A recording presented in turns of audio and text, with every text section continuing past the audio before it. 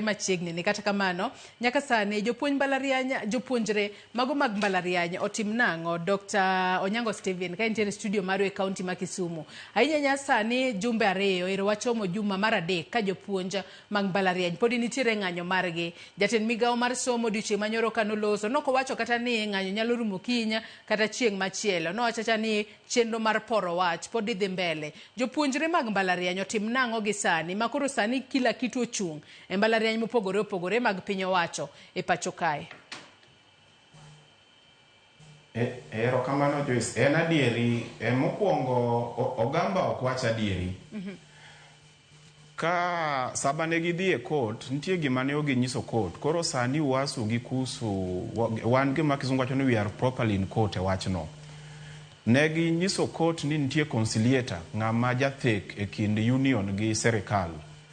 To mano gima ne ok adieri nikech conciliator bedo ka ji nosechako ywaruok to idwa ni mondo kel kwe.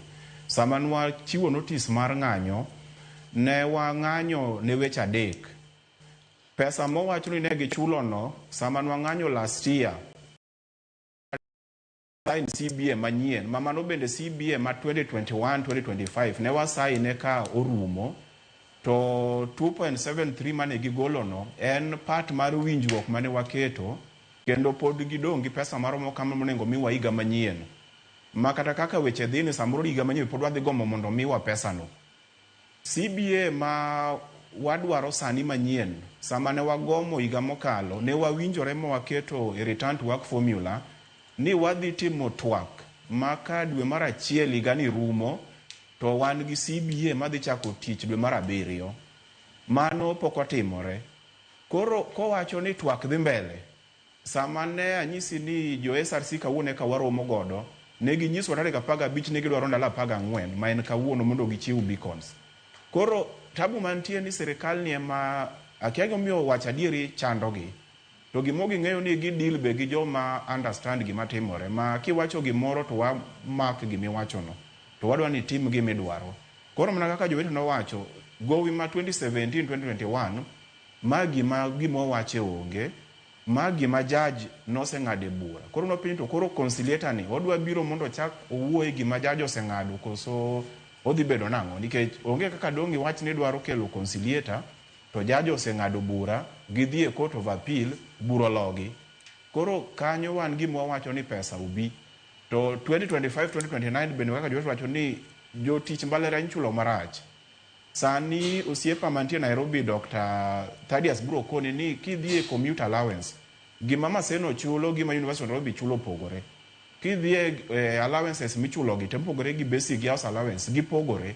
Koro CBA moro sani nwawinjore ga mokalo ni wadhi harmonize allowances gi. Mondo ka en commute allowance michula Maseno te michulo Tom Rongo nikech watiyo tich achiel wato ne serikal achiel magolo pesa no. Koro nitie gik mwadware CBA ni. Jotich serikal mamoko imiyo kalo nande mortgage. University lecturers ok yud mago. Koro wan gi serikal masama gichungo to giwuoyo to ok giwach adieri. To sani nyithindo buro safa yes to kata nyithindo sandore to mana kwacho ni ng'amodenyo ok nyal puonjo. Koro wan waikore kawuono en day 14 wadwa dhi mbele gi strike ni nyaka chieng' moro gik mariyo mwadwaro gi donji nikech ne wan gi dwaro adek. To komi penj adek to achiel ema iyudo mano pok ikalo penj. Koro penj nyaka wakal ba yudo gik moko adek ewi adek mane wadwaro. Ato jopuonjre manitiere mbalariany koro tim nang'o gidog pacho kose gimed mana bede skul ka gintiere kod geno ni ng'anyo borumo nikech moko kuom giwacho ni wanyalo wuok sani to ni wadok pacho to kiwuok ma in mane ndara kama iwinjo ni cho ogol memo ng'anyo rumo winjo be nudok e skul jopuonjre tim nang'o kalu ni gine ma bende giwinje matek gi sani. Wan gima kaka Maseno thoth jopuonjre to kwane edha gine utegi kata gidoke hostels. To wambe kaka union ok wanyal nyiso gi ni gidhi dala mano tich vice chancellor makono gi. Wan gimo nyiso jopuonjre ni gimoro achiel ni kik gi expect we class. Kuma gidwa dhiye mano koro gine ma gibro neno lakini class ok wabidhi kwa yudo members wa matemo sneak e class puonjo bende ok wabi kawo mano mayot. Kesani wan e lweny pesa ko biro to jite yude. Koro wan e ng'anyo university ema noluongo nyithindogo, wan contract wa en puonjogi, to sani union wa konyisowa ni wang'any kaka wasu wan wawinjo mana Dr. Wasonga kende. Konyisowa ni koro gisewinjore wadog e klas, to mana kaka last time wabiro dok. To kamano pok otimore, wabiro bede barabara nyaka chieng' ma sirikal ni otimo gima wadwaro. Kech oginya wacho be ni gionge pesa, waneno gik ma gitimo gi pesa oko kar kae. Koro marwa magiro wacho ni onge, ka gi value nyithindo kaka giwacho no, to gigol pesa no, gichulwa, wasign CBA manyien, wadoge tich. Mano kende gima wanyalo konogi. Hai, seche madhi mbele kod twak mano bende wabo bedo kwa poro wach ni CBA manyien no, to koro dwaro ni oting' ang'o mabro bedo ka ng'iyo maslahi mago mag jopuonje mag mbalariany mapuonjo e mbalariany mopogore opogore mag piny owacho e pacho kae.